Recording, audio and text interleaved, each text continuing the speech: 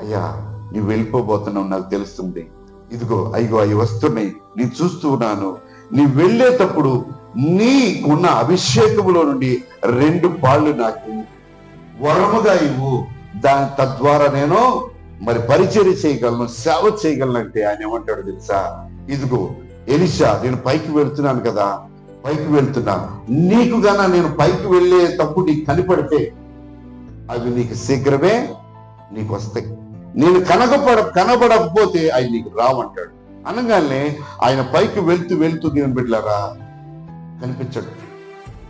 ఇంకా ఆయనకి అప్సెట్ అయిపోతాడు ఎలీషా, ఇంకా కోపం వచ్చేసింది. ఇంక నేనేం చేయాలి, ఇదిగో తీసుకోండి అయిపోయేది కదా, మా గురువు గారు వెళ్ళిపోయారు, నేను ఎలా పరిచయం చేయాలి, ఈ శిష్యులందరినీ, ఈ యొక్క కాలేజీలన్నింటినీ, ఈ యొక్క మరి నేను ఎలా నడిపించాలి అని చెప్పి ఆయన బాధపడుతూ ఆయన ఏం చేస్తాడంటే తన వస్త్రాన్ని చింపేసుకుంటాడు. ఎందుకంటే గురువు అప్పుడు దాకా ఆయన అన్నం తిన్న తర్వాత ఆయన చేతి మీద నీళ్లు పోసేవాడు, ఆయనకి గొడ్డందించి మరి ఆయన తుడుచుకునేటోడు, ఆయన పక్కేసేవాడు, ఆయన బట్టలు ఉతికేవాడు. ఎంతో పరిచర్య ఒక తండ్రికి చేసినట్లుగా అంతకంటే ఎక్కువ పరిచర్య ఎలీషా ఏలియా గారికి చేస్తాడు. నేను బిడ్డ ఒక్కసారి ఒక తండ్రిలాగా ఒక అన్నలాగా భావించిన వ్యక్తి రేపు నుంచి లేదు కాదు ఇప్పుడు లేడంటే ఎలా ఉంటుంది, అంత బాధపడిపోతాడు. బాధపడిపోయి ఆయన తిరగగానే ఏలియా గారు దుప్పటి కనపడింది, ఆకాశం నుంచి కింద పడింది. హల్లెలూయా. పడగానే దుప్పటిని తీసుకుంటాడు, తీసుకొని వెళ్తుంటే యోర్దాను దాటితే ఏమొచ్చింది, ఎరుకో వస్తుంది. ఏమొచ్చింది, ఎరుకో వచ్చింది. ఎరుకో వచ్చింది.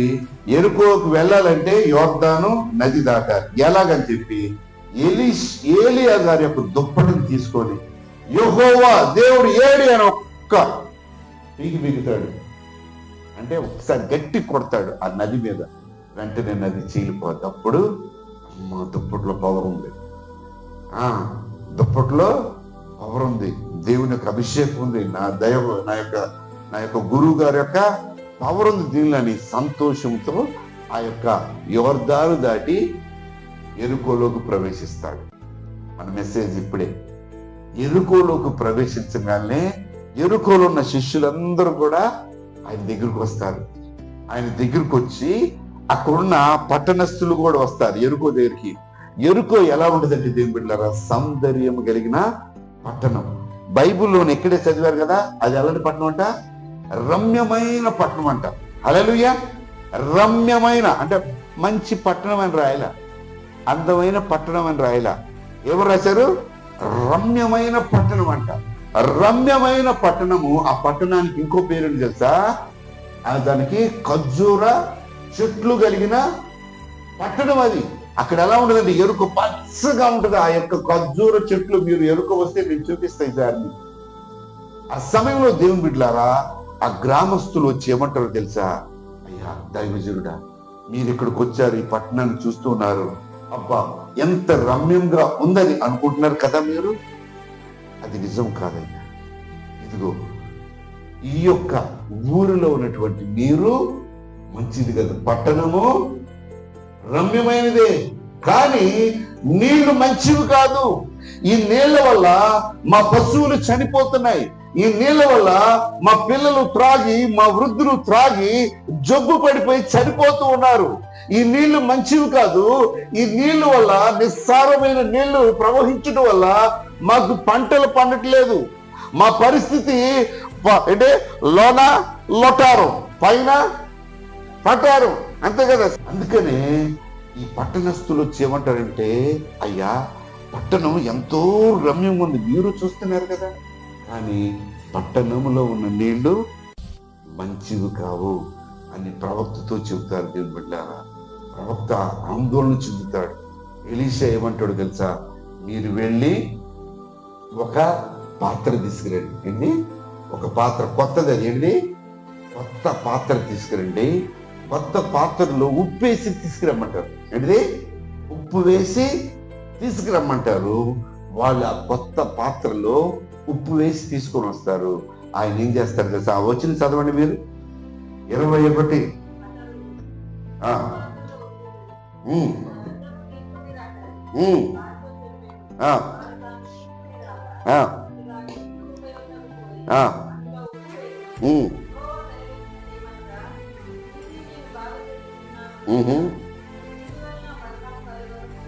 ఆమె చాలు. హల్లెలూయా.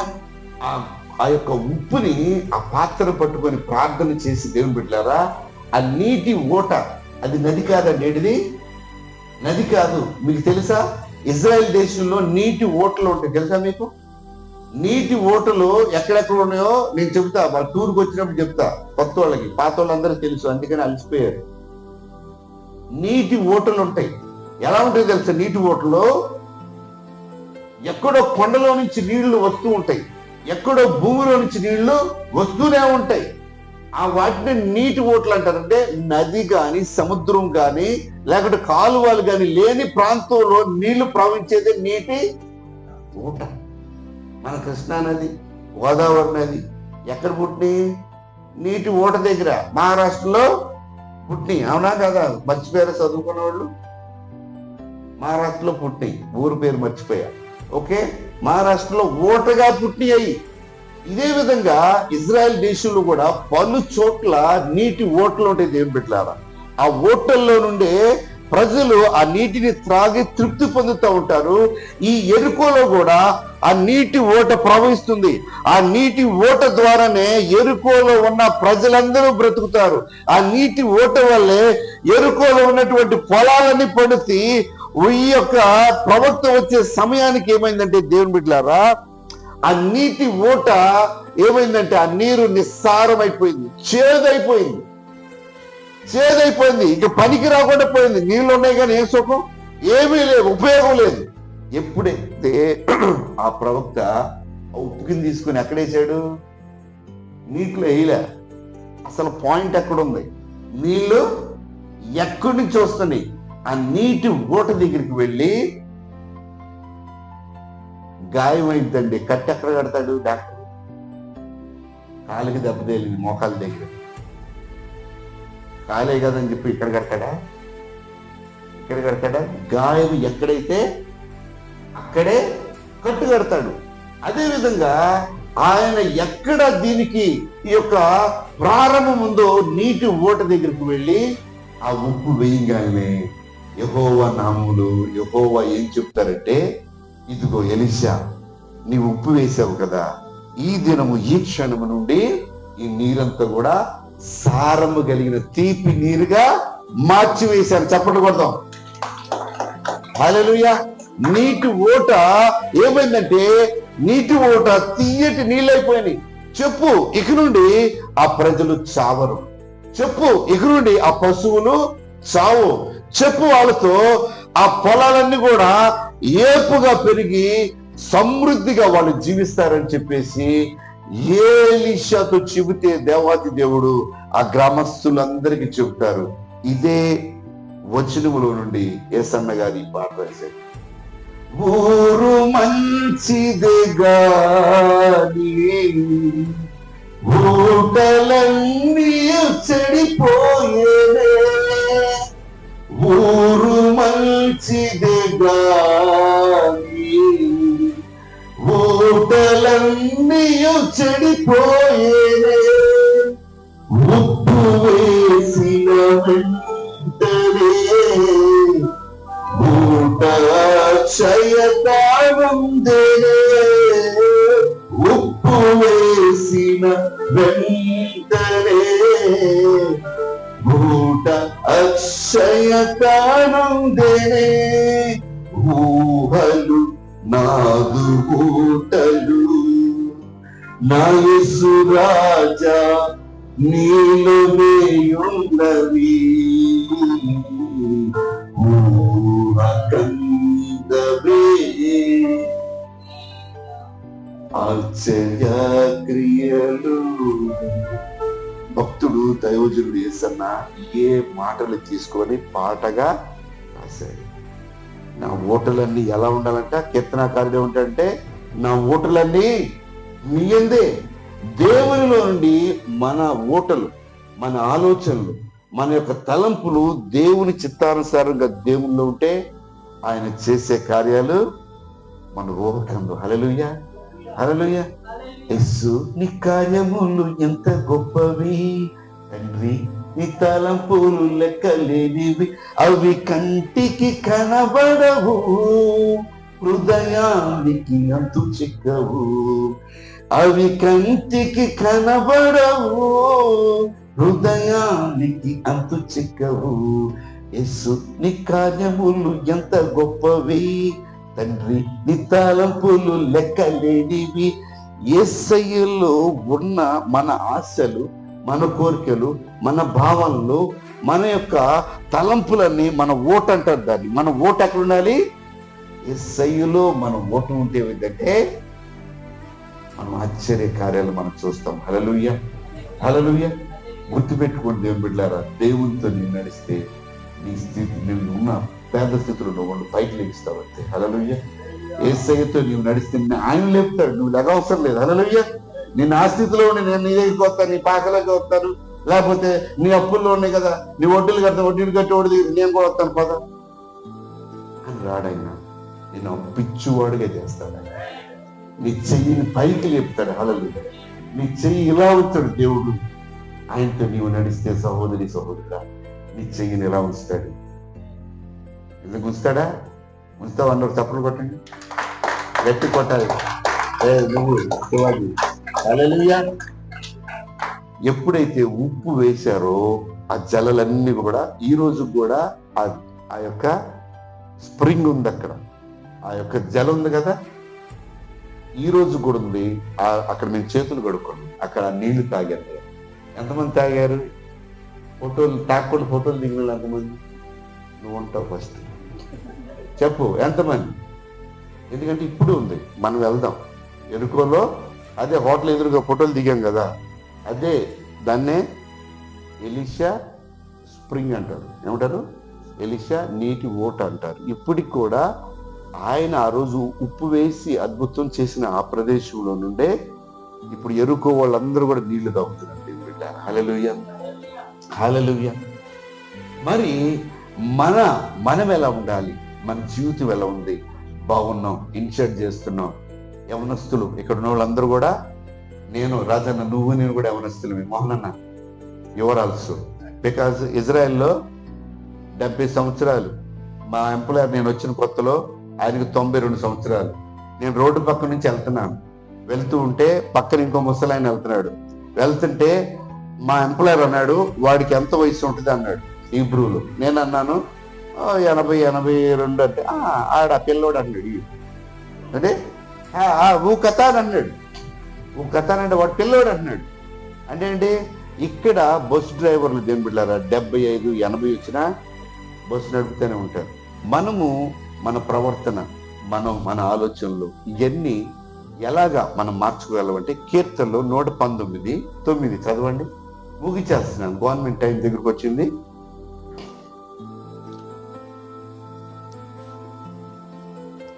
చదువుతున్నారా?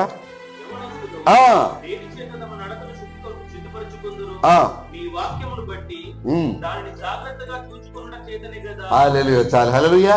యవనస్తులమైన మనము మన నడకను, మన చూపును, మన ఆలోచనలు ఎలా మనము మార్చుకోగలమంటే ఆయన వాక్యం చదువుట ద్వారానే. హల్లెలూయా. ఆయన వాక్యానుసారంగా మనము నడుచుట ద్వారానే మనల్ని మనము మార్చుకోగలం. ఏ వ్యక్తి మనల్ని మార్చలేడు దేవుని బిడ్డలారా, దేవుడు వాక్యం ఉంటే మనల్ని మార్చింది. హల్లెలూయా, హల్లెలూయా. ఆయన యేసు ప్రభు మనల్ని ఏమంటారు? మీరు లోకానికి ఉప్పు, మీరు ఉప్పై ఉండాలి, మీరు ఉప్పై ఉండాలి, మీరు లోకానికి మీరు వెలుగై ఉండాలి.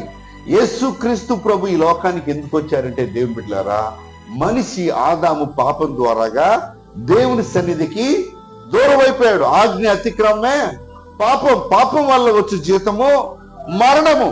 కాబట్టి ఈ మరణాన్ని నుండి మనుషులను తప్పించడానికి ఆయన వేసిన పథకమే ఒక పవిత్రమైన రక్తము చిందించబడాలి. పవిత్రమైన రక్తము చిందించబడాలి. మనము జన్మతోనే పాపులం దేవుని బిడ్డలారా. పిల్లవాడు పుడతాడు కదా, ఆడి పాపి. ఎందుకంటే జన్మతోనే ఆదాము అవ్వ పాపం చేయడం ద్వారా ఆ పాపము తరతరాలు సంక్రమిస్తూ అందరికి వస్తుంది. అసలు పాపం లేనివాడు అంటే ఈ భూమి మీద లేడు. పాపం లేనివాడు రక్తం చిందించాలి. ఇదివరకు కోడేళ్ళు పొట్టేళ్ళు లేకపోతే మేకలు లేదంటే ఈ కోడెల ద్వారాగా దేవునికి బలి అర్పించి రక్తాన్ని చిందించి మరి వాళ్ళ యొక్క శాపాన్ని పోగొట్టుకునేవాళ్ళు. ఆ యొక్క బలి అలాంటిదంటే దేవుని బిడ్డలారా, వర్షం వస్తుంటే మనం ఏం చేస్తాము చెప్పండి అబ్బా? ఎండ వస్తుంటే గొడుగు కాదు, కొంచెం తల తక్కువ ఉన్న వాళ్ళు టోపి పెడతారు. అది కొంతకాలమే, గొడుగైనా కొంతకాలమే. లేకపోతే దుప్పటి కప్పుతారు. గొడుగులే మాకు చిన్నప్పటికీ నాకు గొడుగు ఉండేది కాదు, ఏదో కవర్ ఉంటుంది కదా, ప్లాస్టిక్ కవరు. గోన్సెన్ తడిచిపోద్ది అబ్బా నువ్వు, ఓకే అది చెప్పాడు. అది వేసుకొని వెళ్ళిపోయేవాడు. కానీ దేవుని బిడ్డలారా, ఎప్పుడైతే అది ఏంటంట ఓన్లీ కవరింగ్. ఏంటిది కవరింగ్ అంటే ఏంటి?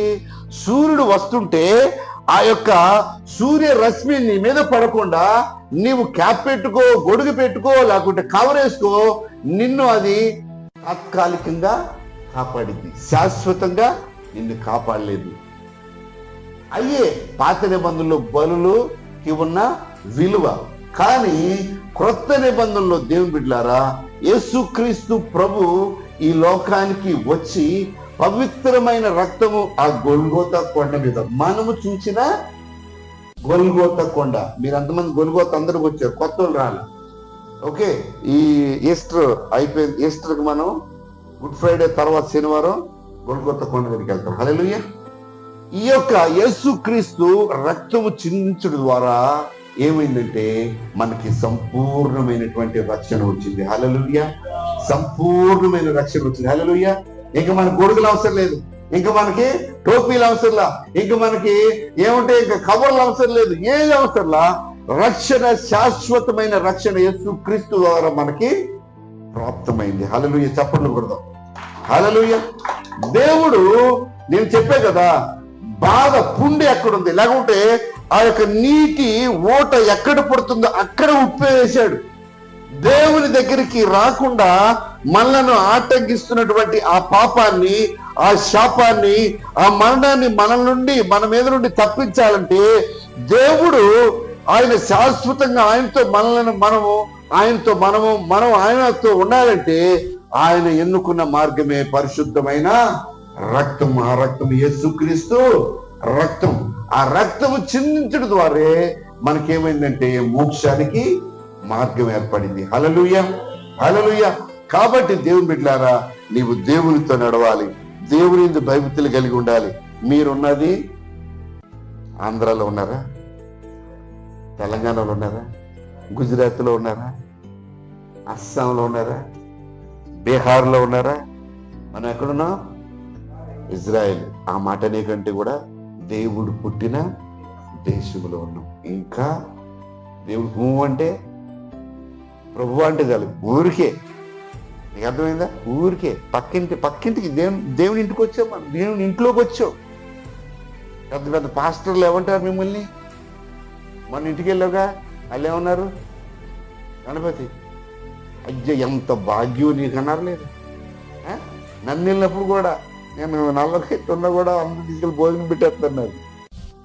ఏంటి, ఇజ్రాయెల్లో ఉంటవే కాకుండా ఇజ్రాయెల్ పాస్టర్ని కదా కొంచెం ఎక్కువ పెడుతున్నారు. ఎందుకని? దేవుని దగ్గర ఉన్నావు. మా అన్నయ్య అంటాడు ఫోన్ చేసి, నాన్న ప్రార్థన చేయి. ఆయనే ప్రార్థన చేయను, నువ్వు పిలిస్తేనంటే దేవుడు ఊరికి ఆలకిస్తాడు. మేము మాది మెసేజ్ వెళ్ళాలంటే మా ప్రార్థన చేరుకొని కొన్ని రోజులు పట్టింది, నీ దానికి వెంటనే వెళ్ళింది అంటారు. అంటే అంత విలువను మనకు దేవుడు ఇచ్చాడు, ఈ దేశం తీసుకొచ్చి. హల్లెలూయా. విలువని ఈ దేశం ఇచ్చింది మనకు. హల్లెలూయా. ఈ విలువను మనం కాపాడుకోవాలంటే విలువగా బ్రతకాలి. దేవుడు రేపు ప్రభు రాబోతున్నాడు. Let us live like him. హల్లెలూయా. ఆయన వలె జీవిద్దాం, ఆయనతో జీవిద్దాం, ఆయన కొరకే జీవిద్దాం. నీవు నీ కుటుంబం ఆశీర్వదించబడిందాక ఏ విధం చేత నేను కర్మేలు దేవుని రాజ్యంలోకి వెళ్తాను. హల్లెలూయా. దయచేసి నిలబడి